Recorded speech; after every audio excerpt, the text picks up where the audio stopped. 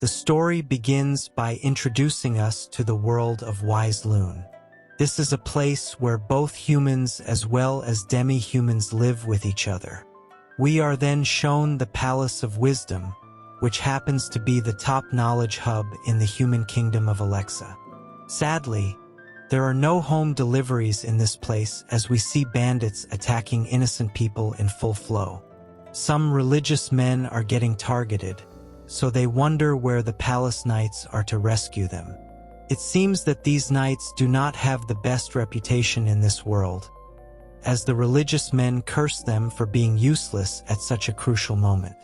They take a look at the flag being flaunted by the bandits and realize that it is of the mercenary group known as Irwin. This group is led by a dangerous demon girl named Merida, who also happens to be curvy and attractive. The Irwin group is the strongest and most evil mercenary group of the entire demon race, so it looks like these people are doomed. Suddenly, Merida notices a boy standing in the corner and doing nothing, so she gets interested. This boy is none other than our hero Albert, who for some reason has been kept as a prisoner. Merida confronts him, but in a friendly way, and confirms that he is indeed the treasured gem of wisdom. She says that he has a cute face and nice body, which means that Merida is no stranger to intrusive thoughts. As Albert wonders why he has been put in such a sensitive position in front of such a curvy babe, he tells Merida that he has been expecting her. Now, it's time for some backstory to understand our hero. In the kingdom of Alexa, Albert was appointed as the youngest priest ever. However, it turns out that he was reincarnated from another world, so he retains the memories of his past life from Japan. His name from his past life was Hayakuki Kotaro, and he had lost his life at the meager age of 32. Since Albert already had these many years of knowledge with him, it did not take long for him to be known as the treasured gem of wisdom over here. It turns out that when he got reincarnated, Albert was given a skill which could help him see the numerical potential of others, like a stat bar. This also includes the 3 main sizes of curvy babes. Due to this skill and his genius, Albert was quickly recognized by the king and became his favorite. However, his happy days met a swift end when he got punished for a grave offense that he had committed. This offense was committed towards a prince named Orgus, and the royal palace carried out the punishment immediately. Albert was quickly demoted to a trainee priest, and then he was told to carry out missionary work. Of course, our hero had no other choice but to accept this punishment, and then he was scolded heavily by the churchmen we had seen earlier getting attacked. Then we see Prince Orgus himself, who mocked our hero for being such a fool despite being known as the Gem of Wisdom. We also see his stats, which are not at all impressive, especially if you consider Sung Jin Woo as your standard. However, Orgus happens to be the first in line to the throne, and then we see Albert commenting on how terrible his stats are. We also learn that Orgus is known as the Foolish Prince, who only uses his name and authority to his undue advantage. Albert explains that the prince was known to corrupt the children of established lords, so that he could use them to kidnap cute girls from the countryside. These girls would then be pushed to work at shady places within the kingdom's capital. Around 6 months ago, one of Albert's slaves was about to be pushed into this horrible racket as well. Due to this, he tried to inform the king, but the head priest of the church tore up his appeal and informed Orgus about it.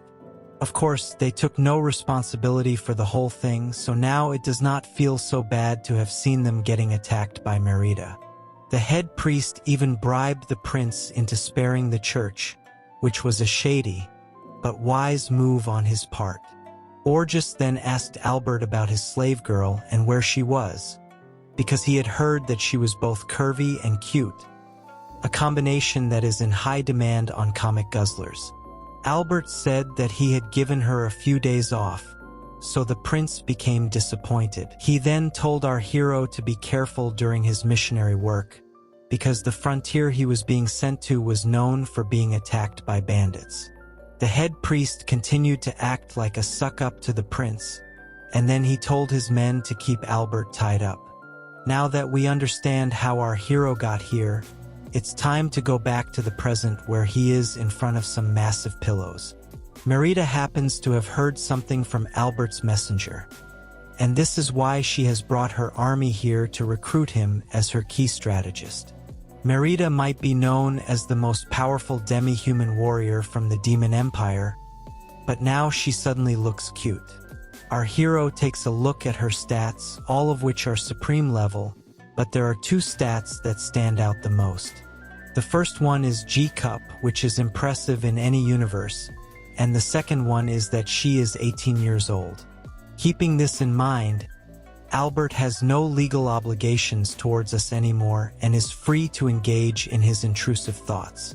Of course, there are some weaknesses in her stats, such as intelligence and domestic affairs, but that is exactly where Albert will come in to help her. Merida wants to know what our hero is staring at, but he simply acts as if he is being taken as a prisoner. That shady face isn't fooling anyone though, so he explains to the demon girl that if she kidnaps him in front of everyone here, it means that he can leave freely without having to tie up any loose ends. Merida understands his strategy, so she picks up and prepares to leave, as she does not wish to engage with the human army right now. Albert continues to act as if he is being kidnapped, and then everyone escapes from the frontier. Now, we move to the mercenary group's base of operations where Albert is settling in. A girl calls out to him, and we learn that it is his slave girl, Alicia. She is wearing a rather outstanding maid outfit, so our hero asks her why she is dressed this way. She says that it is a way to keep him safe, and then we learn that she is the one who managed to arrange for Albert's escape by acting as his messenger for Merida. The maid girl thanks her lord for saving her life, because if he had not sent her away, then she would have been kidnapped into the massive racket that Prince Orgus is running. Her stats are also amazing as she possesses the powers of H-Cup, which is even better than Merida. The demon girl shows up and asks Albert if Alicia is looking good in a maid outfit, so it means she was the one who wanted to see Alicia this way. It looks like both Albert and Merida have the same tastes when it comes to women and their costumes, so they will most definitely get along well. Merida wants to get a bit too comfortable with Alicia, so Albert tells her to calm down as the maid girl is his confidant. The demon girl then says that our hero has no need to worry as she has not tried out Alicia just yet. This means that Merida is interested in cute girls and curvy babes, just like most men of culture. She then moves towards Albert and says that she would not mind trying him either, which means that she likes playing for both teams. She proceeds to throw him into the bed, and he gets a bit worried, although most men would jump into the bed themselves. Now, the demon girl says that she had originally intended to just use Albert for his wisdom, but she also likes the way he looks. On top of that, he also has a calm demeanor which makes him very mature for his age. The most important thing for Merida, though, is that Albert smells amazing, which is more than enough to awaken her inner beast. Alicia agrees with this sentiment, so it looks like Albert is going to experience the heaven that most men dream of. Merida proceeds to say that she deserves to sample Albert, and there will be no objections allowed. She also invites Alicia to join them, and she agrees instantly. Albert makes a face, so Merida asks him if he does not want this. Of course, he has probably been wanting this from the moment he was born, but he wants to know if Alicia is fine with it. The maid girl says that she wants to devote everything to her lord, so it is finally decided. And she is shocked that someone as young as Albert is so good when it comes to the He tells her that he is a priest after all, and has knowledge about everything. There's also the fact that he has the knowledge he gained from his previous life as well. Merida does not agree with this, as she was thoroughly violated. so now she wants to return the favor in round 2. Albert will not give in so easily, which is why he says he needs some answers first. He confirms that Merida kidnapped him because she needed him for the Alancia Empire, and then asks why she was banished to the enemy country of Alexa. It turns out that Merida had almost ended the fiancé who was recommended to her by the Demon King. Albert is shocked to learn this, but Merida states that she did not like the way her fiancé looked, so she could not help her violent tendencies. Basically, he tried to touch her and she punched him really hard as a reflex action, which was more than enough to knock him out. Due to this, the head of the Irwin family, Merida's uncle, got angry and banished her to Alexa. Albert is still trying to wrap his head around this, but Merida flexes that the Demon King and she were like real siblings as they were brought up together. He might have tried to arrange her marriage with noble intentions, but he did not know her preferences, which led to this situation. This is enough information for our hero, as he now knows that Merida has a special connection with the Demon King, which means that the Irwin group is indeed as strong as the rumors suggested. This is enough for him to proceed with his initial plan. He goes on to ask Merida if she knows any trusted imperial noble who can mediate with the Demon King. She says that her sister's husband is a margrave called Stefan, but she is not sure what plan Albert has in mind. He goes on to whisper his plan into the demon girl's ears, and this is more than enough to convince her that he is on the right track. She calls it a wonderful plan and wishes to start the preparations immediately. In order to do that, Albert will need to write a letter, but there is something else on Merida's mind. He asks her what the issue is, and she says that she has decided something very important. Since she likes him so much, Merida wants our hero to support her as her husband, which is a pretty big step after just one session of shady activities. Albert is not too sure about this, because being the demon warrior's husband would be a bold step. However, Merida thinks that they are a perfect match for each other. She does have one condition though, which is that she wishes to have as many mistresses as she desires. This is a bit of a shock to our hero, because he was definitely not expecting such a request. Merida can't stop her intrusive thoughts when it comes to cute girls, so she needs to be with them whenever she wishes to. As far as men are concerned, she only needs Albert since he knows how to ring her bell in more ways than one. Basically, Merida is the female equivalent of a man of culture, as she cannot control herself around beautiful women. If this isn't good enough for him, then Merida also says that they can share these women with each other. This is probably the most generous thing any wife can offer her husband, so Albert asks her if she is sure about this. Merida says that she would never lie about such things, and they will only get freaky if these other girls are fine with it. Now, Albert has to show us that he's a serious hero, so he thinks about the benefits of this deal apart from the very obvious ones. As Merida's husband, he will be able to command a lot more authority as compared to being her subordinate, so that's also a bonus. If he can help the demon warrior girl return to her empire, then his grand plan will definitely be achieved. And yes, he finally admits that he adores Merida, and with all the access he'll get to curvy babes after their marriage, only a fool would say no. Albert then tells the demon princess that he will be more than happy to become her husband and offer his support. She is glad that he has made the right decision, and then even Alicia says that she can be of service to both Merida as well as her master Albert. It looks like the couple have already started building their harem, but as of now, both Merida and Alicia want to dominate Albert after all the unspeakable things he did to them in round 1. Our hero currently has post-walnut clarity, so he asks the girls to control their hormones at least till he finishes the letter. However, they do not listen to him, and it can be safely assumed that our hero won round 2 as well. 1 week later, Albert receives a reply to the letter he sent after round 2, and this prompts him to ask Merida to round up all their mercenaries. The preparations are complete, and our hero is raring to go now. We can see that the mercenaries are a rough bunch, so it is to be seen whether Albert can handle them or not. One of these fighters tells Albert that he looks like he's had a lot of fun the previous night.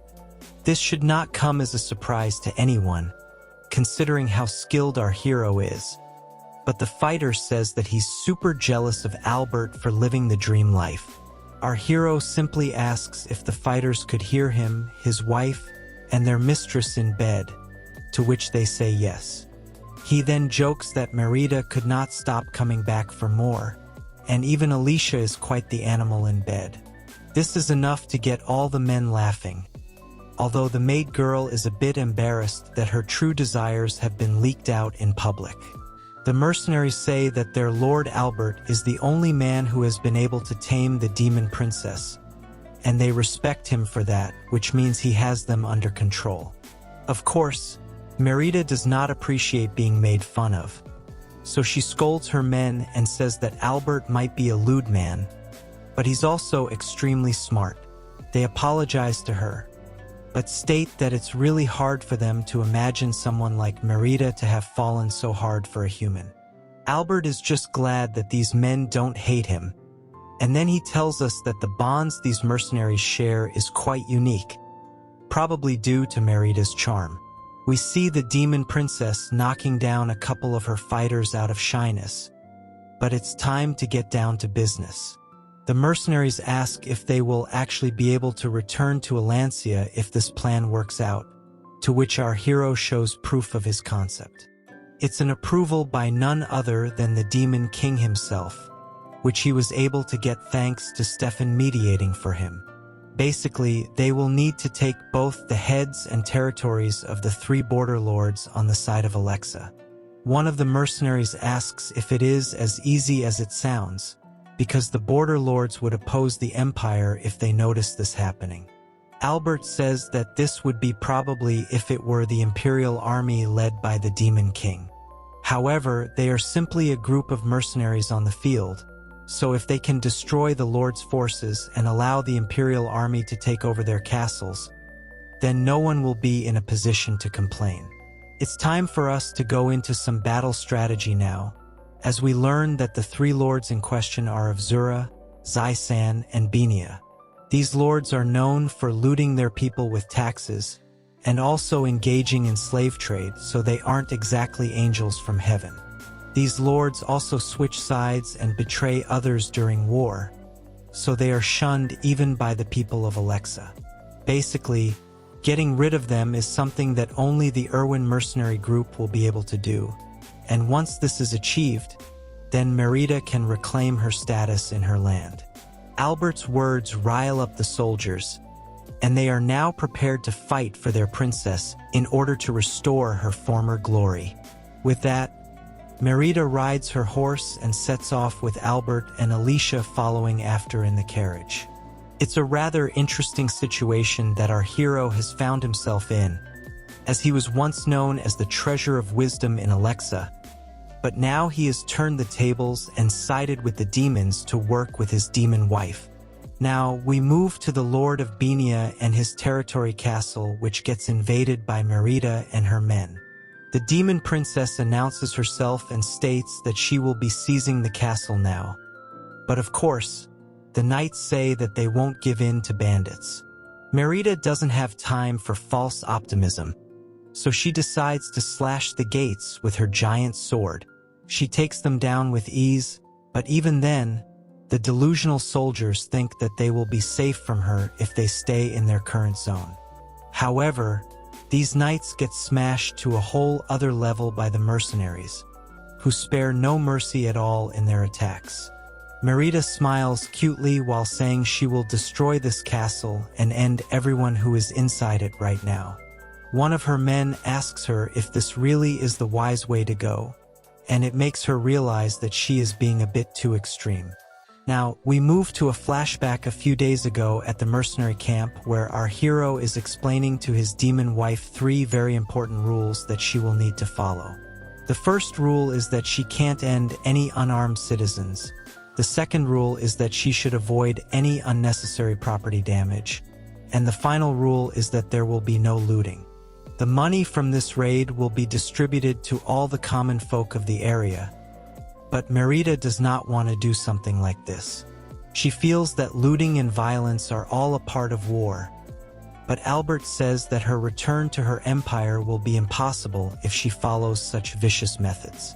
The demon princess says that it will be difficult to get the others to follow these rules, as it's part of their nature to be violent. Our hero tells her that this time, the castle and all its inhabitants will be a gift to the Demon King. He then asks Merida if she would be happy to receive a broken gift, and it then makes sense to her. She still finds it difficult to accept, so Albert pulls out his ultimate trump card. He says that in addition to never being able to go back to her empire, Merida will also no longer receive his nighttime duties. This makes her upset because she craves for Albert's elephant, so she decides to follow his rules. Back to the present, she tells all her men to make sure they don't break any of Albert's rules. Otherwise, she will deal with them personally. The men do as their princess says, and they continue their assault in full flow. A lot of the knights drop their weapons and surrender, so Merida decides to spare their lives for now. Of course, if there is anyone who tries to resist, then there is only one option, which is to chop them down. The demon princess sets the example herself as she slashes her way through all the knights in impressive fashion. She is happy to see that some of the knights are still fighting, because it will satisfy her desire to end them. The problem for her, though, is that everyone over here is a weakling. Suddenly, a giant nightman shows up and tells Merida that she has been lucky to make it this far. He introduces himself as Bazam, the bear of the frontier, and he claims that he will be her demise. He feels that Merida has no chance against him, and even the soldiers behind him ask the bear to take it slow with her. He raises his sword and prepares to swing it hard as he believes he is going to slice the demon princess in half. However, she is able to block his attack with ease and even manages to smile at him without flinching.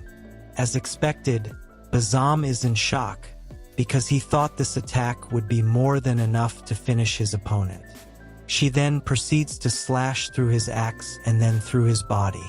Bazam begs for mercy towards the end, but it is of no use as she slashes him into half with minimum effort. Merida laments that this bear was not even good enough to be considered a warm-up, and this display is good enough to get all the remaining knights to surrender. With that, the conquering of this castle is almost complete as the ones who have surrendered their weapons have been rounded up in the square. The only people left are the Lord and his family, who are barricaded inside the manor. Merida reaches the scene where we see the Lord getting served by his slaves. She breaks down the door abruptly to shock everyone, and the Lord asks who she is. Merida states that she will be seizing his castle from him, and her sword makes him panic like a little baby. He begs for mercy and even holds on to Merida's leg like a dog in heat.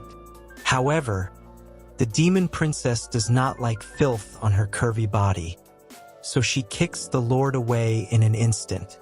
She says that she can't control her natural instinct to kick a fat, bald man and states that she will be taking his head now.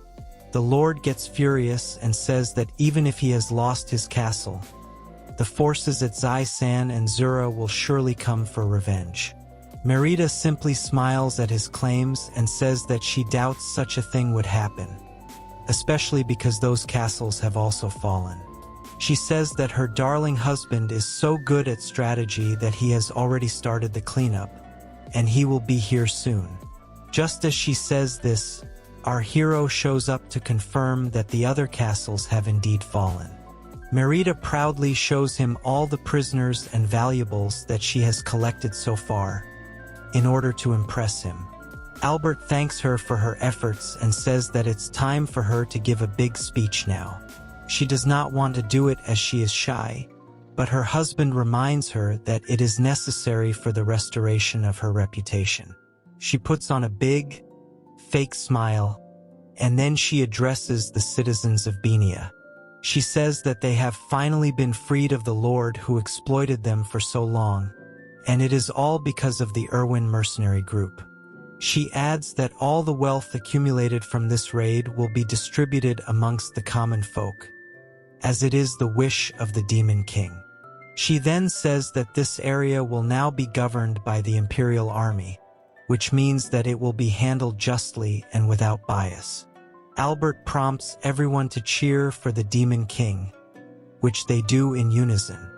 As everyone applauds Merida, the real mastermind of the plan, Albert comments on how he was able to turn so many people into Imperial loyalists without any cost to the Empire.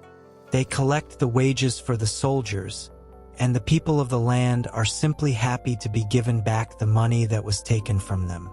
Now that the funds for governing the town are ready, our hero comments on how convenient the Irwin group has turned out to be for him, especially his demon wife, who is essentially like a cheat code with all the skills she has been blessed with. Now, it's Albert's turn to clean up after all the muscleheads put in the work. The same practices are used for the other two territories as well, and then we move forward 1 week. The Alancia Imperial Garrison can be seen in action as our hero and his team greet the Demon Lord's messenger. They are happy to see Margrave Stefan, who looks like the human version of Ninetails, and is also glad to see Merida once again in person.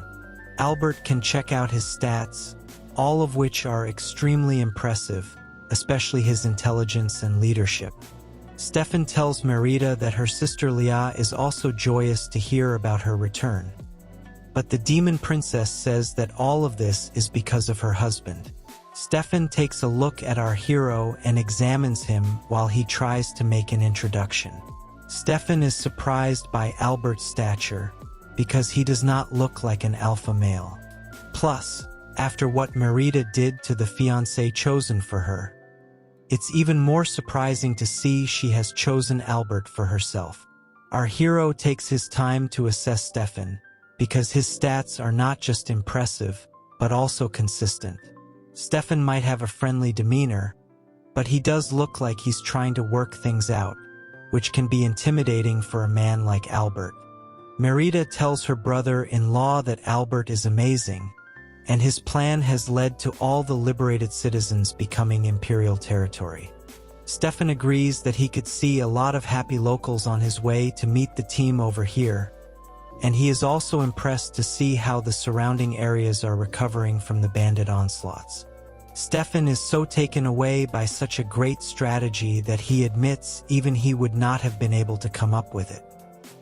He then asks Albert to come work for him, which obviously annoys Merida. Our hero does not know how to respond to this, but his demon wife does, so she tells Stefan to stay away from her husband. She does not care if he is her sister's husband, because Albert is way too valuable for her. Stefan simply says that he was joking around, and then our hero lauds him for being capable enough to push people to their limits. At the same time, he says that he is glad to be supporting such a curvy wife. With her, he can relax as much as he wants, but then he learns something rather troubling. Stefan says that Lord Preston will need to be persuaded by none other than Albert, which Merida agrees to. Our hero does not like the sound of this, because Lord Preston is not exactly the calmest man on the planet. He is the head of the Irwin family and also Merida's uncle, who was extremely upset because of her attacking her fiancé. The demon princess says that Lord Preston currently rules over Ashray, which used to be her territory. In order for her to return to her nobility, she will need to take Ashray back. However, this is a lot easier said than done because Lord Preston is known as the Crimson Spear Demon on the battlefield. Merida adds that another one of his nicknames happens to be the Mad Dog of Irwin, which was given to him by his own allies. Even she does not stand a chance against him. And then Stefan says that Lord Preston has actually given the Demon King a run for his money as well. He also jokes that as long as they have the strategist Albert on their side, it should not be an issue to persuade Lord Preston. Our hero figures that this was the main plan all along, and he has been somewhat played. Merida realizes that she had hidden this from her husband, so she promises that if he is able to persuade her uncle, then she will put on certain attire that Albert wishes to see her in. It's embarrassing for her to say this, but Albert jokes that his dream is to live with his beautiful wife, have his own territory, and be surrounded by even more cute and curvy girls. Merida is getting teased a lot, so Albert eventually agrees to act as an envoy and convince Lord Preston to give her back Ash Ray. Merida can now breathe a sigh of relief, but she ends up suffocating her husband with her own massive pillows in the process.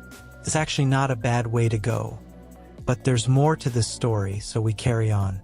Meanwhile, at the Orgus residence in Alexa, we can see that the mood is very different. Prince Orgus is furious because of how our hero has bested him in the most discreet manner possible. His followers ask him what's the matter, and he says that it's all because of the young priest. The followers are shocked because Orgus reveals the king will soon find out about their rackets if things continue the way they currently are going. Basically, while all of this was going on with the three lords, Albert also made sure to send a letter to the king, accusing Orgus and his men of their atrocious crimes. The reason they could not pick up on this one was because it was addressed to Orgus' brother and not him. The brother, Goran, is actually second in line to the throne, so it could mess things up for Orgus if he were to be favored after this scandal breaks out. Orgus says that they will need to act fast before Goran goes ahead and informs their father about this. The followers say that they will head back to their territories and dispose of any evidence that may implicate them. However, Orgus calls them fools because their territories have already been seized. The followers are shocked to hear this, but Orgus has realized that these attacks have a lot to do with Merida and her gang as well. The prince says that his followers are just a liability now and will be dealt with accordingly. At that very moment, some knights show up and hold knives to the necks of his followers. They plead for mercy, but it's of no use as Orgus orders his guards to lay all the blame of his racket onto his followers. He believes he has gotten himself out of a pickle now, but he will still need to lay low for a while because of Albert. He then decides to put a bounty on Albert and he promises not to leave our hero alive. Now, we move back to Merida, who is having an intense session with Alicia that cannot be described by innocent words. Alicia has been put under strict orders from her Lord Albert to treat Merida's kitty nicely. She then looks Merida in the eye and asks her not to forget her favorite maid girl while she's away. For now, she will continue to treat Merida's kitty to the best of her ability. Meanwhile, Albert has found his way into Lord Preston's castle, and he bows down to greet him. Preston refers to our hero as the child who claims to be the husband of that foolish girl. Preston then tells Albert that he not only managed to deceive the demon princess into becoming his wife, he also snuck her back into the Empire and now wishes to relieve the Crimson Spear demon of his duties.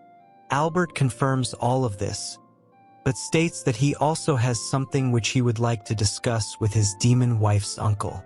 Our hero tries to stand up, but it's of no use as Preston tells him to stay where he is, and even proceeds to threaten him with his spear. He was so fast that Albert couldn't even see him moving, which is why he needs to be careful moving forward. Our hero then says that if Preston allows him to assume command, then he will raise the Irwin family to the highest level of nobility. Of course, Preston thinks that these are just fancy words, and he does not trust such a skinny human to accomplish anything. Albert instantly responds by saying he will be able to curb Merida's wild streak. Next, he will also take care of all the domestic, foreign and intelligence affairs of the territory. Basically, this will free Preston from the troubles of running an empire all by himself. If Albert were to assume control, then both Lord Preston and Merida will be able to keep their focus firmly on the battlefield and nowhere else. Our hero wishes to turn them into the greatest generals this world has ever known, and this makes Preston pause for a moment. He eventually grins and says that he would not expect anything less from the man who was able to tame Merida. It's exactly what he needs as well, because he is sick and tired of having to do managerial work. Being a lord does not suit him at all, and he is much better off fighting the enemy. Lord Preston ends the chat by saying if Albert is able to keep Merida in check, then he will be more than happy to surrender his spot to him. Albert says he can stake his life on it, and now the men can shift to a more casual tone of conversation. Preston asks our hero what he thinks of his crazy demon wife because she is a selfish girl in general. However, she has a lot of potential, and Preston does not want to see it go to waste. Albert needs more context, so he asks if Merida is hated within the Empire, to which Preston says that every single retainer hates her. After all, the demon princess is like a goddess of war, but it's her curvy body that makes all the men go soft on her, but not in a biological way. Since Preston is her uncle, he is the only one who is strict with her, but he hopes this will end now with Albert taking over. Our hero humbly accepts his new challenge, and Lord Preston says it's time to celebrate a new era. He has already sent a very fast horse to go collect Merida, so it won't be long before she gets here. Albert is surprised to hear this, but the party is just getting started. A little while later, we can see our hero dining with his wife while all the other royal subjects are also enjoying a feast. Merida wants more booze because her husband's cup is empty, but maybe she is the one who needs to take it easy for now. Albert says that he might be at his limit, but Lord Preston is not going to go easy on him at all. He pours more sake for Albert, and then we see a curvy babe approaching him. She is glad to see the man who was able to steal Merida's heart, and with her is a flat woman who wonders how such a skinny man could land a babe like Merida. Albert does not know who these women are, so Preston introduces them as his wife Freya, and in a shocking twist, his son, Rator. Rator is actually a man who looks and exhibits the sass of a girl, but Albert is not here to judge anyone, so he thanks both Freya and Rator for their hospitality. Rator tells him not to address him with so much respect, because they are pretty much the same age. Now that the alcohol is flowing, it's time to get started, but our hero wonders what else is there to start other than the end. Merida seems to know what's going on, and Rator states that it's time for the Demon Tribe Strength competition to begin. The star of the show today is none other than our hero Albert, although he has no idea what he is getting dragged into right now. He panics and says that he was not told about any kind of strength competition, so he is not prepared for it at all. Rator says that anyone who gets married into the demon tribe gets to choose the kind of fight they would like to get into, so it's not like Albert is being forced into something that is out of his league. Basically, it's all a part of tradition for the demon tribe to show strength in conflict, but Albert is not too sure about this, so he turns to Merida to ask her for confirmation. She tells him not to worry about it, as it is just a formality, and he will not be ended. Essentially, the demon tribe values strength over everything else, so this kind of tradition is important to them. Of course, there has to be a downside to this, so Albert asks what will happen if he is not able to win with his strength. Merida states that it means nobody will ever listen to him, and while she says it casually, the overall impact is actually quite serious for our hero. As a military strategist, this could be the difference between life and death for him. But the demon princess smiles away and says that she already knows how amazing her husband is. She says that even if Albert were to lose, she will find a way to convince everyone of how great he is.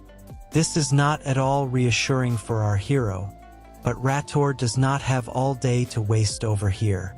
He wants Albert to choose his preferred type of battle right now, so he decides to use his big brain energy. After confirming that he can choose literally any kind of battle format, Albert comes up with a fight that he will be sure to win, no matter what may happen. We then see a sheet of paper being presented to the participants, but Rator has no idea what's going on. Alicia the maid is serving the papers to everyone because Albert is engaging in a writing contest with Rator. The feminine son has his doubts, but Albert states once again that he could choose whatever format he desired. The pen is the way for him in multiple aspects of life, so it was only appropriate for him to choose this contest. Merida shouts that demons do not tell lies, so they have to accept her husband's challenge, no matter what. However, she wants to know why she is also being made to be part of this, but then she gets taunted for being a quitter. This spurs her on, and she tells Lord Preston that there is no way the demons will shy away from a writing contest. We can see even Preston having difficulties, but he is not the type to turn away from a challenge, so he does what he can. Rator, on the other hand, is holding pens as if they are chopsticks, and can't understand why his hands are trembling.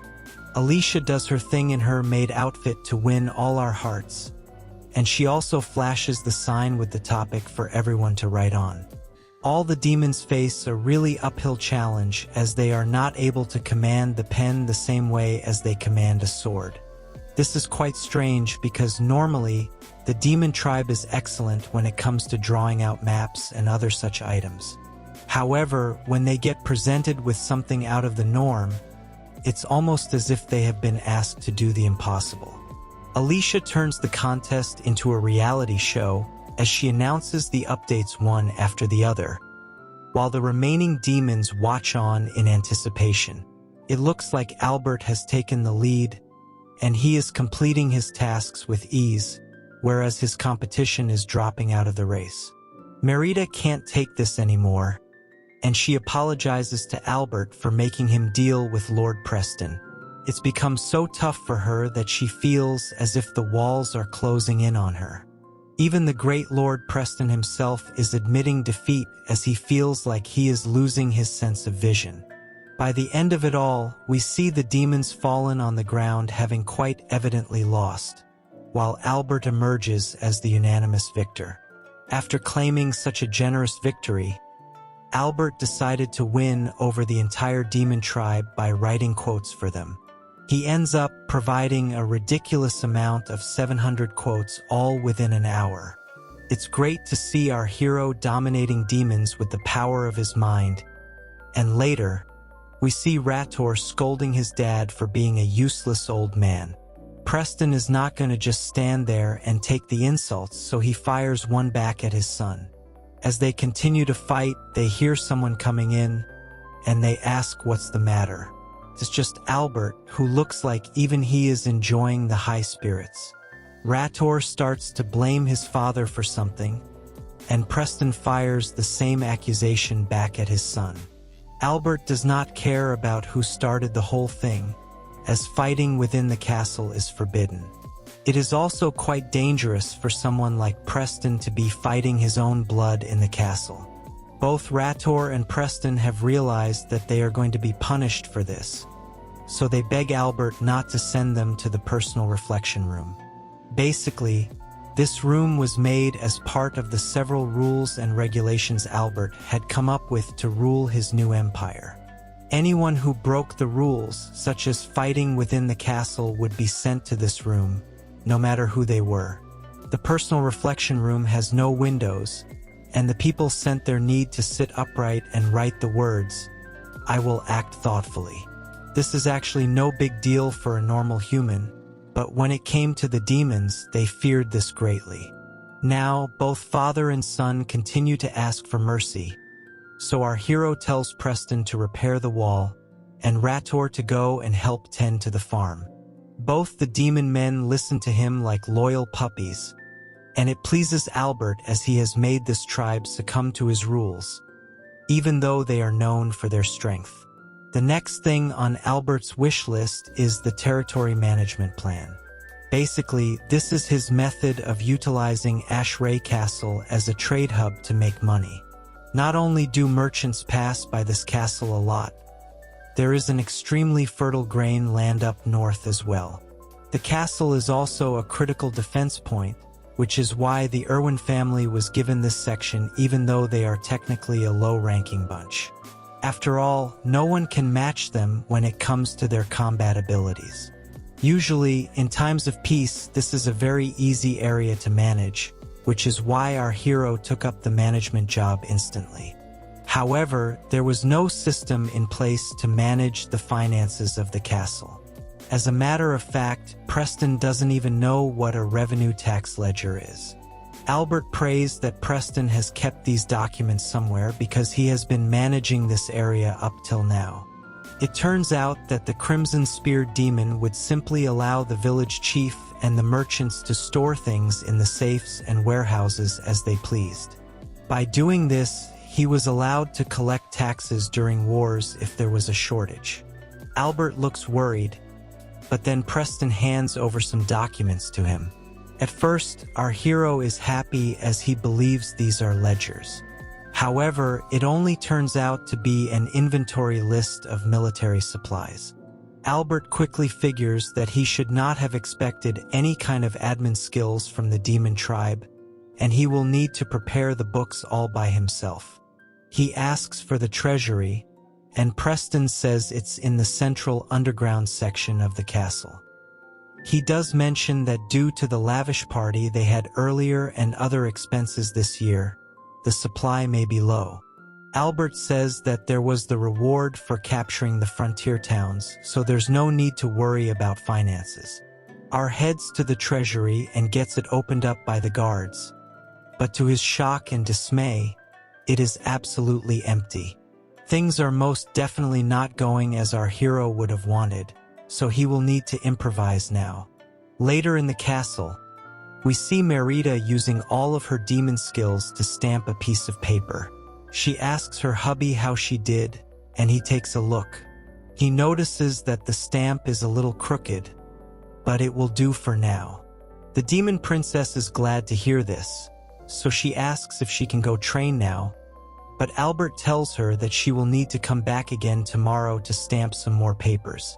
Merida does not like the sound of this, so she asks Albert why she is needed if he had said he would handle all of the paperwork. He explains that stamping the seals is the duty of the head of the castle, which is a law. Our hero has no interest in getting arrested, so Merida will need to do as he says. There are mountains of sheets to go through, and talk about all of this only makes the demon princess a lot more anxious. She scolds Albert for always making her do things that make her suffer, but he jokes by saying it's the highlight of his day to see her this way. Merida also teases him a bit before leaving the room to go for training. Our hero tells his demon wife to be home before dinner, and then Alicia comes in to serve some tea. The maid girl comments that her mistress Merida has a very alluring face, and Albert knows exactly what she means by this. Now, Alicia asks her master how the financial situation is of the castle, and he says that the treasury is empty, but that's not all. The castle actually owes 49,000 gold coins as well, which is a massive sum of money. Alicia wants to know what has caused this mess, and our hero responds by saying it's all due to sloppy management and a whole bunch of useless retainers. To understand this further, he explains how a baron's household usually has around 50 people. In the case of the Irwin household, there is a ridiculous number of 200 people. Nearly all of these people are military staff who are paid anywhere between 3 gold coins to 15 gold coins per month, based on their position. The problem is that most of these people are actually needed to protect the locations near the castle. This territory was given to them in order to maintain proximity, but it's still a huge financial hole. Luckily, they now have 5,000 gold coins from their earlier frontier mission, so there is some cash in the castle. Albert knows that he will have to run a tight ship when it comes to managing the financial affairs of this land. However, this is going to be so exhausting that he might just collapse from all the work he will need to put in. Alicia feels bad for her master and wishes that she could be of more use to him, but he says that she is already doing a fine job in forming an information network. After getting done with some paperwork, our hero visits the castle's food warehouse and is shocked to see the amount of food on display. The warehouse manager says that they have such a strong supply because there have not been any wars recently. It is due to this excess supply that some of the food items have already started to spoil, which means that something will need to be done immediately to avoid wastage. Albert asks this man if he is the only one managing this warehouse, and he says that he has been entrusted with this supply by the various village chiefs. The demon tribe only uses this stock in times of need, but there has to be a better way to use it. Albert brings out his stat bar and notices this man's name is Melvis. His admin skills are through the roof, so he feels that Melvis is being wasted in the warehouse. Albert asks him what he feels should be the top priority for the Elwyn household, but he is hesitant to answer because of his standing. Albert tells him to speak freely, so Melvis states that the main priority should be to maintain the ledgers. Reducing wastage would also be great, because this is a rich territory and can be used to the Elwyn family's advantage. Our hero is glad to see that he and Melvis are on the same page, so he asks him if he would like to become the administrator of the Elwyn family. Melvis is honored to be presented with such an opportunity, but he does not know if he should take up a role as important with this one. Albert reassures him that he has control over all the internal affairs, so approvals won't be hard to come by. He also offers to pay Melvis an additional salary as admin on top of what he is making as a warehouse manager. Melvis can't believe he will have the chance to make so much money, but Albert reminds him that the work will not be easy at all. Melvis understands the assignment and bows down to our hero as his new underling. Now, Albert asks him if he has any buyers for all the useless stock they have in the warehouse. He says that he will contact all of the merchants in town as soon as possible, but he will need the pricing of the stock as well. Albert says he will give him the pricing tomorrow itself, which is actually hard to believe for Melvis. Albert admits that one day to transport all the items in the warehouse might seem impossible, but he does have a plan in mind. The next day, we see Alicia in her cute maid outfit getting the demon tribe ready for their latest task. The idea is to have all the demons transport the goods out of the warehouse, and whoever does it the fastest will get to be the vanguard in the next battle. This pumps all of them, especially Merida, Preston, and Rator. Albert manages to arrange the destinations as per colored cloth, so that he will be able to distinguish the stock as well. The demons are told not to mix up the colors, otherwise Merida will deal them accordingly, so they carry out their tasks perfectly. Melvis can't believe that our hero has managed to clear out the warehouse by simply using the guise of training. Rator thinks that his squad is in the lead, but he is shocked to see how far ahead Preston and Merida are. The demons remain competitive as each of them believes they have won, but Alicia tells everyone to relax with some food and drinks till they finish counting the boxes. Melvis is still in disbelief over what he has just seen. Now that Albert and Melvin have decided to get to work, they start analyzing the food to identify which sections are spoiled. The preserved food, which was slightly damaged, would be sold at a cheaper price, whereas the completely spoiled food was given off to farmers as fertilizer. In the middle of all this, there was a wine merchant who dropped by out of interest. His name is Fran, and he happens to be 45 years old, but his standing was strong, which was why our hero decided to give him a discount. This allowed Fran to establish a good relationship with Albert, and since Fran's company was nicknamed the convenience store of the battlefield, it made sense to have him as a buddy. Eventually, the Empire manages to sell 3,000 gold coins worth of food and drinks. Melvin, coming to the fore, has also helped with sorting out the accounts with additional staff. Everything seems to be going well, but Albert is still facing problems because he needs a secretary to manage his busy schedule. Alicia is already handling a variety of roles, so she is definitely capable, but the problem is that she is unable to read or write because she is a commoner.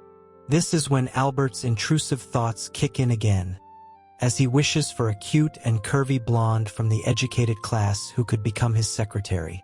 Of course, our hero realizes that his unholy thoughts will not solve anything, so he needs to go to the Merchants Guild to solve yet another pressing matter. He eventually goes to meet the Merchant Guild leader Renville, who is nearing 50 years of age. He welcomes Albert to the guild and states that the standard units of measurement for lengths and weights have been inconsistent due to the coming and going of various merchants. This issue has been causing disputes for a while, so Albert tells Renville he has just the thing for him. It happens to be measuring equipment which can be used as the official standard since they have the Elwyn family crest on them.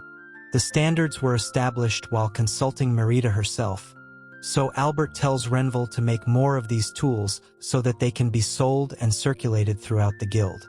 Our hero smiles and says that if his system finds any transactions happening without the usage of these tools, then Renville will be in for a world of hurt. The guild leader can't believe that Albert has already thought so far ahead despite having just come to the scene. He is glad that our hero has given him a perfect solution, and he promises to circulate it throughout the entire guild. This is amazing because it will solve all the current disputes in the guild, so Renville tells his daughter Irina to serve a drink to Albert. At first, our hero says a drink won't be necessary, but once he gets a look at Irina and her massive pillows, he quickly rethinks his decision. Our hero is immediately blown away by her cute looks and curvy body, so he asks Renville about her. We can see that Irina is well above Drake's threshold at 21 years old, so she is safe from all angles. She has great stats that are even better than Renville, so Albert considers getting her on board as well. Of course, the pillows are the primary motivation for him, and then Renville asks him what he thinks. Naturally, our hero worries that the father has caught him in the middle of some intrusive thoughts, but then Renville says that he wants Irina to get hired. Since she is talented and capable, he feels she would be a great fit for our hero, but he clearly does not realize that Albert would like to fit something else into Irina as well. Our hero reveals that he is in need of a personal assistant, but he is not sure if it is okay to take the Merchant Guild leader's daughter for this role. Renville doesn't seem to have any problem with this because Irina also fits with Merida's preferences. Now, it's time to hear Iriana's opinion, and she states that it would be an honor for her family if she could serve the demon princess and her husband. She also seems to know that Albert values competent staff while also valuing women, and the best part is that she is already aware of his shady intentions. Irina has no problems with becoming our hero's slave girl while also working for him and the Empire. Albert is glad that Irina has already done her homework on him, so he hires her instantly. Of course, he wonders if it is fine for him to choose a new slave girl without asking Merida, but it looks like the demon princess is more than happy with her husband's new recruit. Merida makes Irina change into some alluring attire, and she wants her to maintain this outfit while performing her duties of the night. Albert is glad that his wife shares the same taste in women as he does, and then Irina tells Merida that this is her first time doing something so shady. She requires guidance on such duties, and Merida will gladly assist her without hesitation. The shady acts begin, and even Alicia is told to join in on the fun. As expected, there are tons of unspeakable acts being performed, and Irina gets overwhelmed quite easily. Merida comments that the new secretary has a lot of potential for long-term service, and now that she has gotten Irina ready, it's time for Albert to partake as well. our hero is happy to get his chance now because he was getting a little impatient with the wonderful view of Merida, Alicia, and Irina. The girls get together to guide Irina through this, and what follows is easily amongst the top 5 shady acts on Comic Guzzlers. After multiple explosions and waterfalls, we move to the next day where decency returns to our vision. Irina is seen giving some papers to Albert which he had requested, and he is happy to see her being diligent with her job. Irina's uniform also seems to be on point, and Merida comments on how attractive she finds it. Albert reminds his wife that Irina is his secretary during the day, so she will need to behave herself for now, otherwise no work will ever get done. The demon princess heads off to train and says that she is looking forward to another evening of debauchery and hedonism. Now, our hero notes that all the measuring instruments seem to be in order because the Castletown's businesses have already started using them. Of course, since everyone here respects the demon tribe, there is no scope for confusion or rebellion. The Elwyn family seal does seem to command respect, and with Renville also keeping a close tab on the transactions, Albert wonders if he can use this system to solve the tax problems of the nation. After all, the locals have not been too good with collecting taxes, although people do pay them when they are asked for it. Of course, this only allows the rich to pile up their own wealth, and in turn, this made the village chiefs quite popular and powerful. However, in times of war, if there is a disagreement on the taxes to be paid, the village chiefs may just start an uprising to rebel against them. On top of that, Albert has found out from his sources that skirmishes at the border are increasing in frequency. This may lead to a war between the Alexa Kingdom and Lord Stefan's territory soon. Keeping this in mind, Albert would like to stabilize the internal affairs as soon as possible. That's when he realizes he can use the carrot and stick method, and in this case, he can use the biggest stick available. Now, our hero visits the Northern Territory's village chief and has a word with him about the newly established measuring equipment. The village chief says that while he and his people have abandoned the previous tax rules, for them to suddenly adapt to these new tools is a bit difficult. Albert says that he too serves the same demon tribe, so he can understand the difficulties of implementing such a system. He then says that he and Merida have decided to overlook certain crimes the village chief was engaging in before, so that they can have him accommodate to the new rules. The chief is shocked to see how our hero was able to identify the bribes he was collecting during the wartime, but Albert tells him he understands such things were necessary to prevent famine and other disasters. Now, Albert gives the village chief a job description, looking for able people over the age of 15 who can read and write. He then says that he will give preference to the sons and daughters of the chief, so that he can gain more staff members who won't dare to rebel against him. The village chief comments that our hero is indeed very thorough, and all the rumors he had heard of how Albert was able to tame the demon princess were indeed true. At the same time, he believes that he will be able to deceive Albert because he is still just a young boy. Of course, our hero knows exactly what kind of person the chief is, so he tells him that there is one major problem. He was able to get Merida to agree to his terms, but he could not calm down someone else. At this very moment, an angry Preston storms into the house and breaks open the door with rage. He looks at the chief and angrily states that he was deceiving him this whole time. Naturally, this is not a reassuring sight to the chief, and Albert enjoys the moment, even telling Preston that he had asked him to wait in the carriage. Now, Preston looks at the chief with an evil smile and says that he knows this village always brings a good harvest. Due to this, he has come here for a random tax collection. He then tells the chief that he should not have a problem with this at all, and if he does, then they can talk it out like men. Nobody in their right mind is going to oppose Preston, so the chief gets down to his duties right away. Preston reminds the chief that he has the tendency to break the necks of people who deceive him, and this puts the fear of God into the deceitful oldie. Preston doesn't want to stop here, so he continues to taunt the village chief, but then Albert tells him to take it easy and leave things as they are. The chief hides behind Albert and wonders why this is happening to him if he was told his past crimes have been excused. That's when our hero tells him that he and Merida have overlooked them, but not Preston because he hates liars and cheaters.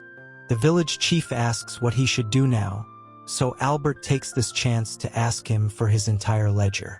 This makes the chief panic even more, so our hero taunts him by asking if he even has one. After all, when it's time for his son to replace him, there should be the correct documentation in place to catch him up to speed on all the finances of his village.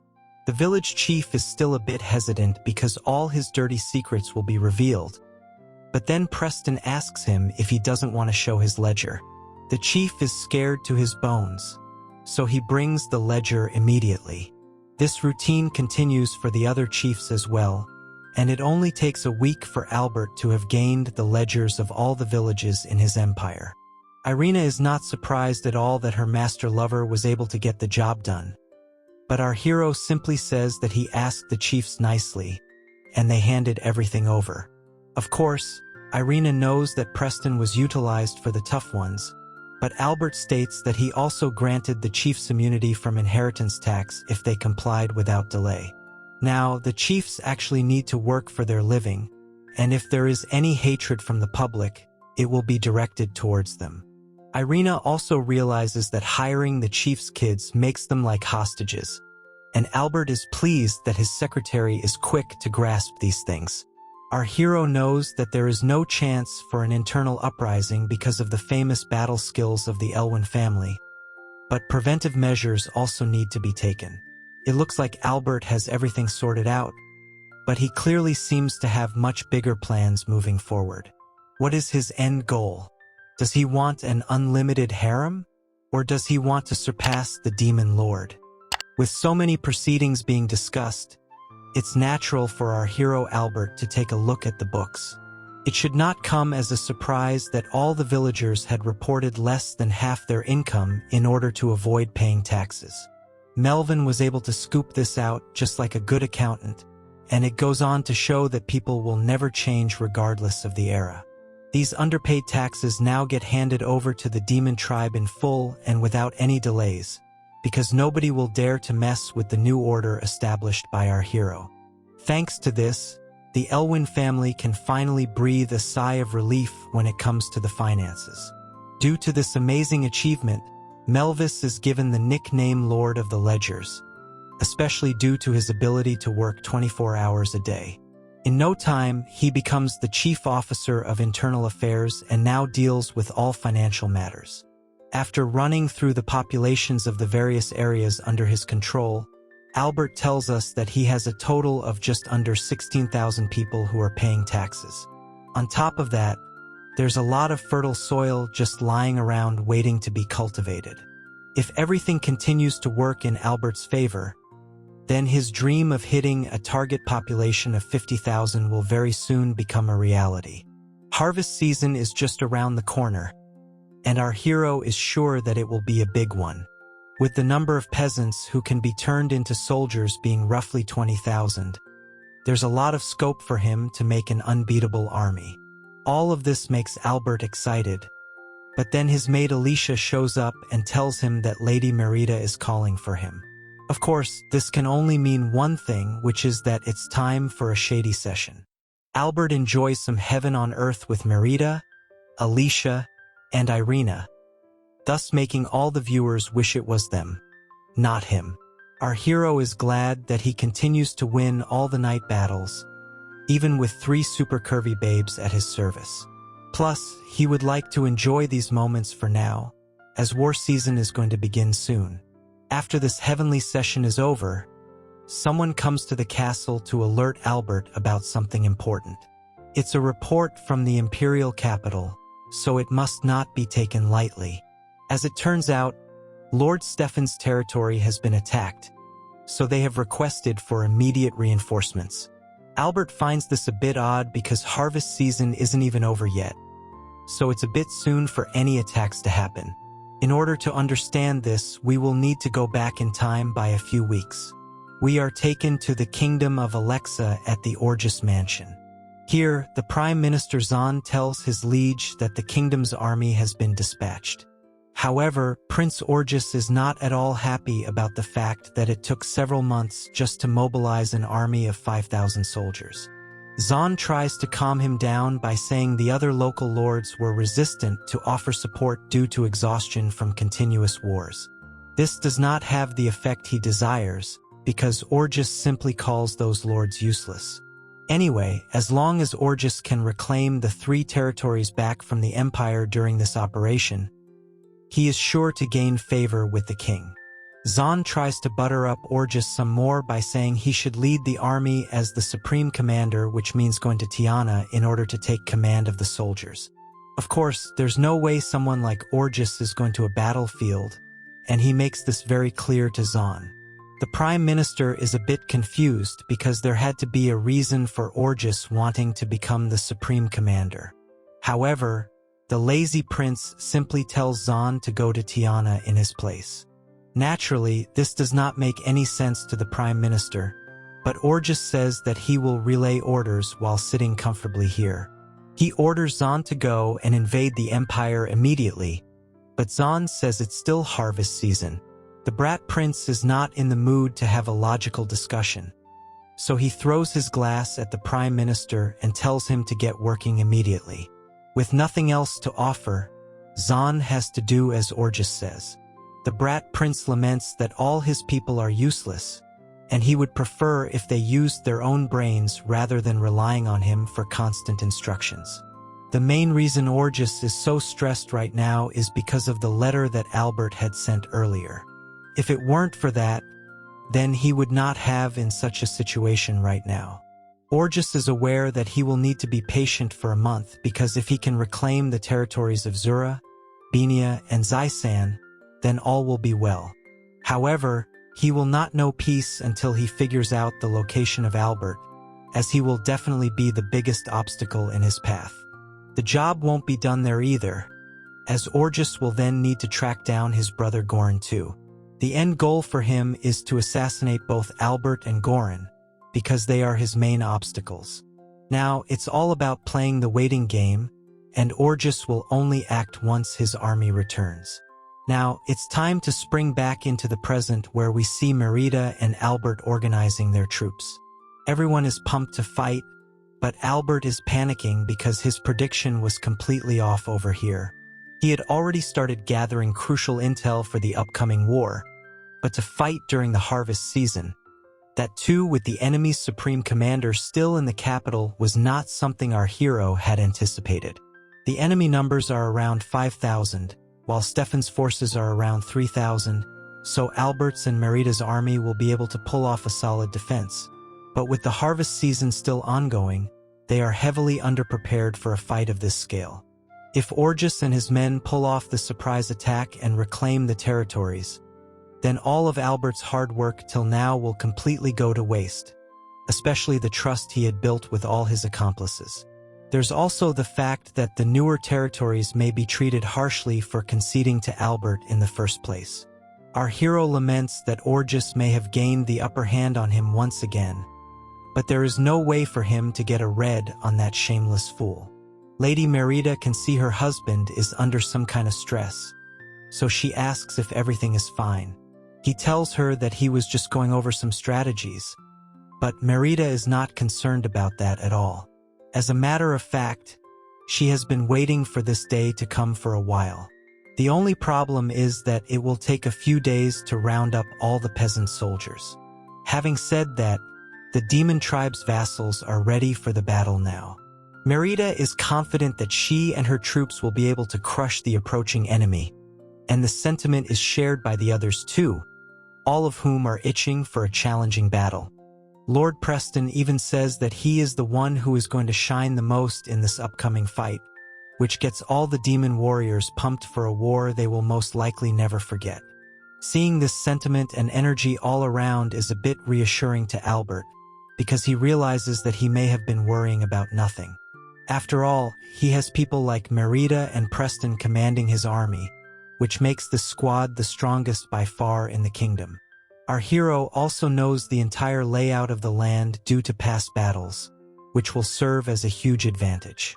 Upon reading the enemy closer, he figures that they are mostly peasant soldiers, and their commander is nowhere to be seen either, indicating that their morale could be low. Realizing that there are many ways to overcome the current situation, Albert activates his big brain energy and decides the strategy instantly.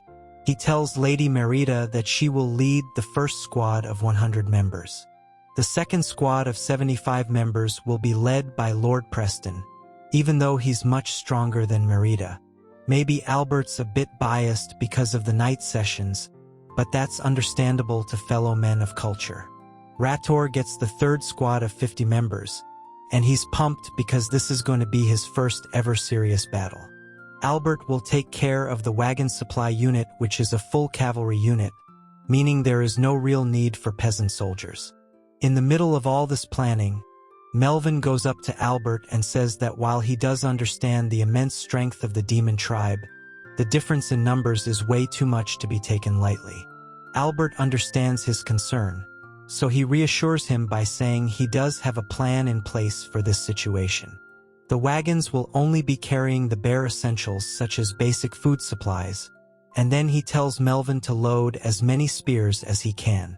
Albert leaves Melvin in charge of things while he'll be gone, so our hero is completely locked in. Merida is just excited to be a part of a good battle, because her sword needs to draw some serious blood. On top of that, she has a lot of stress from stamping so many seals, so this is the perfect opportunity for her to let it all out. On that note, she calls out to the Elwyn demon tribe and leads them into battle. With this, the epic battle which will decide Albert's fate begins. Now we see the enemy forces gathering around to launch their surprise attack. They still don't seem to like the fact that demi-humans exist in this world, and are set to end all of them just because of spite. They seem to be extra pumped that they were able to stage this assault due to the demon tribe not paying attention to them. A lot of names are called, leading Albert to comment that there's a lot of worked up tension on both sides. Either way, he has a new family member by his side, who is none other than Lord Stefan. However, Stefan is not too thrilled with the way things are going, so he asks our hero bluntly what he is going to do about this situation. Albert can sense the passive-aggressive tone, so he tells Stefan to rest assured even though the scene may not look too favorable as of now. As of right now, their forces stand at around 3,000 soldiers, but the enemy troops have 3,000 soldiers in the front and another 2,000 in the rear. If the entire army of 5,000 attacks the base at full force, then one of the castles is sure to fall. Luckily, Albert is aware that most of these soldiers are just peasants who were forced to enlist. There is no proper commander, as the current one, Lord Bedwin, is only an acting deputy. With Orgus not in the picture, Albert is not expecting the leaders of these troops to be making any decisive calls. Our hero already has the upper hand, because he has unleashed the two most ferocious beasts of this kingdom, Preston and Merida. Stefan takes all of this steadily but is still not fully convinced of the battle plan.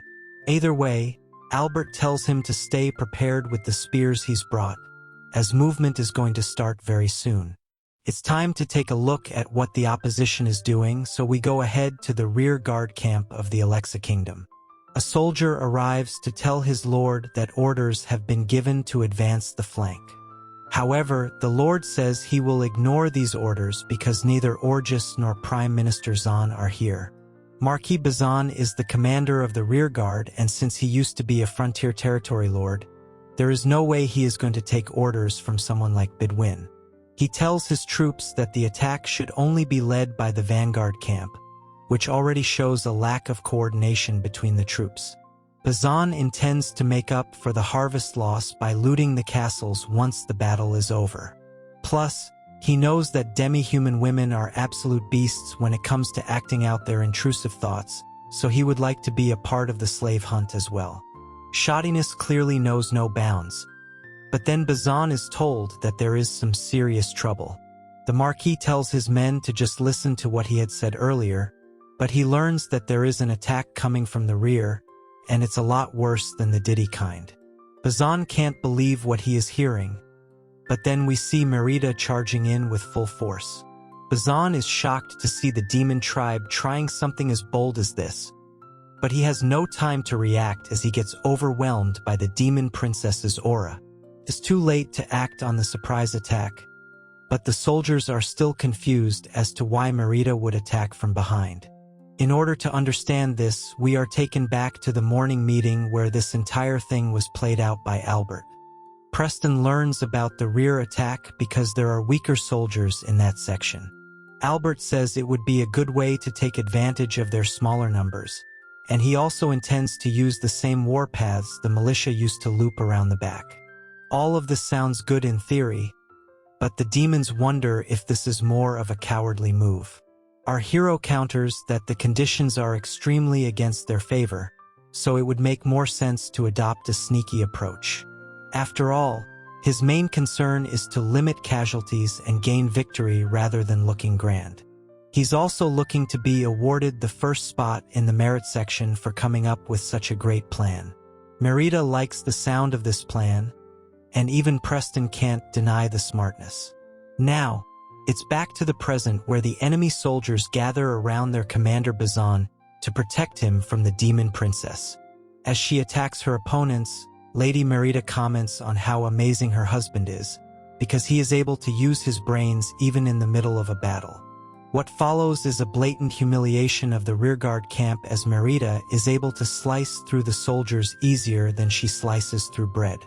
Bazan is in absolute disbelief over what he is witnessing, and all he can do is hurl names at his opponents like a sore loser. That's the last thing he ever does, as Merida goes on to take his head the very next second to claim victory in one of the easiest assaults she has ever launched. With this, the demon princess completes the first objective, and she orders her troops to raise their flags. There is no need to hold back at all, so she tells her men to hunt down the enemy however they'd like. The enemy knights lose their morale even further after seeing what the Elwyn army did to their rear, and they definitely wouldn't want the same treatment done to their mouths as well, so they start to run for dear life. Nobody's getting paid enough for this kind of embarrassment, but even so, they are barely able to escape as the strikes don't stop landing from Merida and her men. The real danger, though, is from Lord Preston, who simply does not believe in leaving any survivors behind. He charges through multiple enemies at the same time and even tells them they can run away as long as they leave their heads behind. Nobody can stand up to Preston, even if 5 soldiers charge at him at the same time, which is why he is known as the Crimson-Speared Demon. There is no mercy spared for anyone, as the bodies keep piling up, so the remaining soldiers figure they should run towards the vanguard.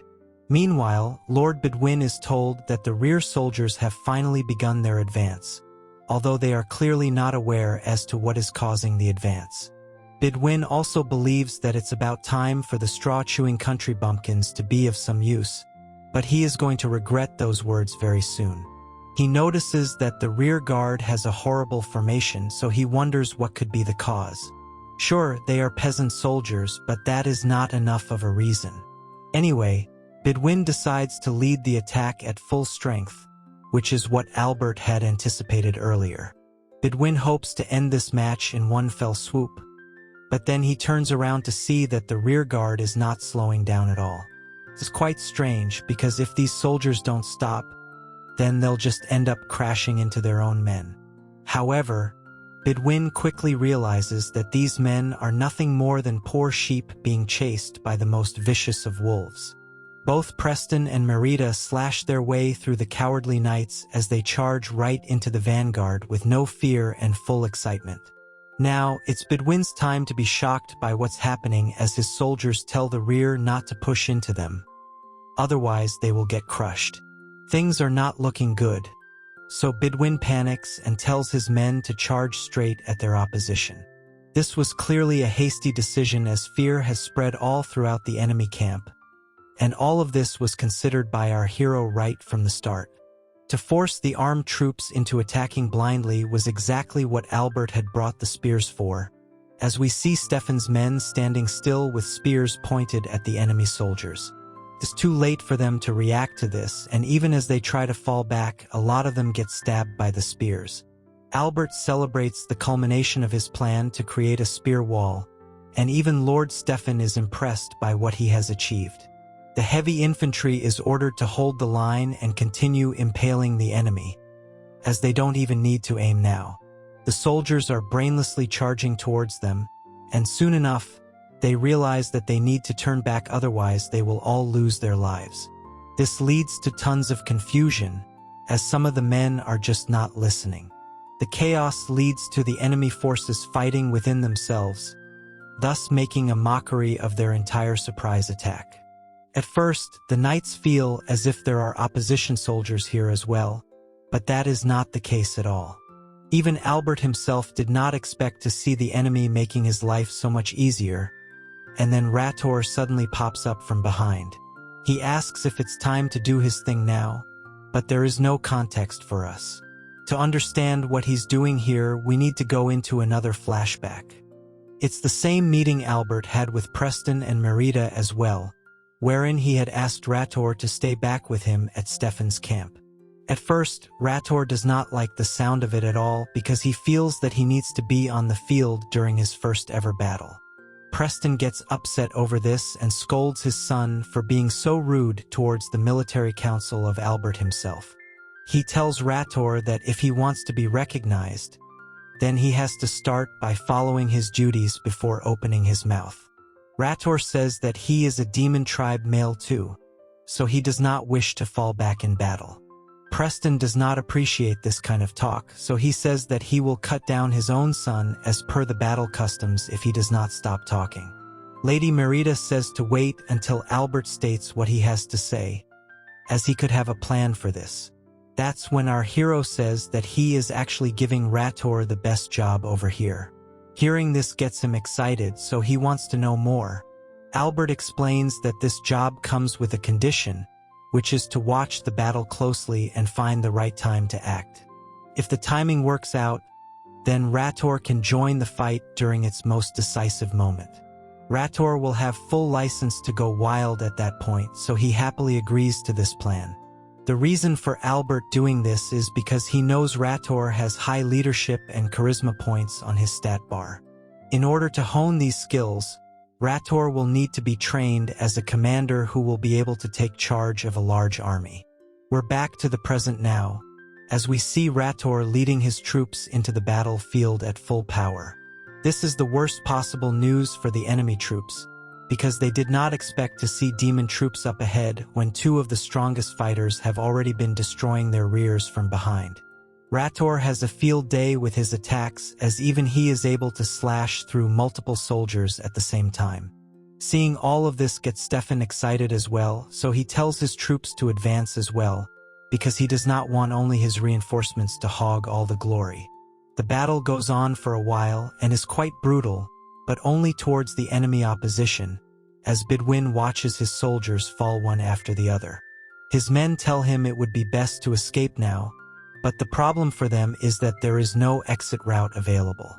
This is Merida's cue to make a sudden appearance in front of the opposition commander, and she slashes his head off in a microsecond. The demon princess proudly announces that she has taken the head of the army commander, although Rator would have preferred to be the one to do it. Of course, Merida is way too fast, and the difference in experience shows between them. Stefan happily declares that his army has won the war, with the only thing left being taking in those who surrender as prisoners. That doesn't really take a lot of effort, as the enemy forces give up willingly, hoping to at least be spared with their lives. The entire battle is won in just half a day, when the whole vibe was that our hero was at a disadvantage. Stefan comments that it was all down to the strength of the demon tribe, and he wonders if he could have ever cooked up such a cunning strategy. He confesses that he would not have been able to do what Albert did, and he might have probably even retreated, causing him to lose all his territories. Our hero has managed to win comprehensively with minimal casualties while also causing a severely favorable opposition to sabotage themselves. Stefan declares that Albert the strategist is truly the man who deserves to be called the treasure of wisdom. Lady Merida shows up and asks Stefan what the matter is, but he brushes it off and says that she has gotten herself quite a fine husband. The demon princess knows that very well, and she holds her hubby close to her massive pillows to say how proud she is of him. Everyone is in high spirits right now, but then Stefan adds to Albert's workload by telling him he will need to clean up this huge mess. After some time, Stefan decides to announce the results of the head count competition. Coming in at third place is the newbie Rator, who claimed the heads of 3 lords and 5 commanders. Coming in at second is Lord Preston, who claimed the heads of 5 lords and 9 commanders, which means the prize winner is Lady Merida, who had the same number of commanders as Preston, but managed to get 1 more lord when she stole Rator's target of Bidwin. Albert is just happy to see the Elwyn family claiming such a big sweep, and he is also surprised that his plan of targeting the enemy commander would go so well. The local lords may have sent reinforcements, but after seeing how things have turned out, they might just get a bit jealous. In order to control this, our hero will probably need to send them some gifts to stay in their good books. Before Albert came into the picture, the demon tribe would never interact with any of the surrounding nobles. It could also have been because the nobles themselves didn't wish to contact such savage beasts. However, cooperation in a crisis will depend heavily on the relationships that have been built beforehand. Since our hero is currently orchestrating everything, he will take care of that particular aspect. Now, Stefan asks Albert how the cleanup is going on, to which he says that most of the work is already done. First of all, the nobles who have been held captive are all under house arrest at the mansion. For the ones who can't pay their way out of this mess, they will be made to work within Albert's empire. The rest will simply be sold as slaves to the mines to generate extra income. All of the seized goods from the enemy have been sold off to the black market traders as well, so Albert definitely knows what's up when it comes to making profits off war. Stefan too is amazed to see how quickly he has been able to work everything out. However, he is just using this as an excuse to make his own life easier, so he decides to leave all the ransom negotiation talks to Albert as well. Suddenly, Merida shows up and holds her hubby close to her pillows once again. She says that it's time to celebrate, so they should crack open their bottles of booze. Our hero does not mind that, but he reminds his wife that her budget will only be 30 gold coins. This is not what the demon princess wanted to hear because she wants to party hard after such an intense battle. Albert simply says that she can use her own allowance if 30 gold coins isn't enough for her. Lady Merida turns to Lord Preston and tries to play the niece card to get him to cover her expenses. Of course, Preston may be the strongest demon on the battlefield, but even he is no exception to the wrath of the scorned wife, in this case, Freya. Merida then turns to Rator for support, but even he says that his mom controls his salary as he is still not 18 years old. Merida goes crazy now, because she can't believe she will have to celebrate on a shoestring budget. Either way, Albert is good for now, and it would be interesting to see how things play out in the future. How is Orgis going to react to this humiliation? Will he try to fight dirty again? And what else is Albert going to do to help the Elwyn Empire? Like, share, and subscribe if you want me to continue covering this story. New chapters are still being issued, so I can keep going as long as you show love. Okay then, I'll see you in the next one.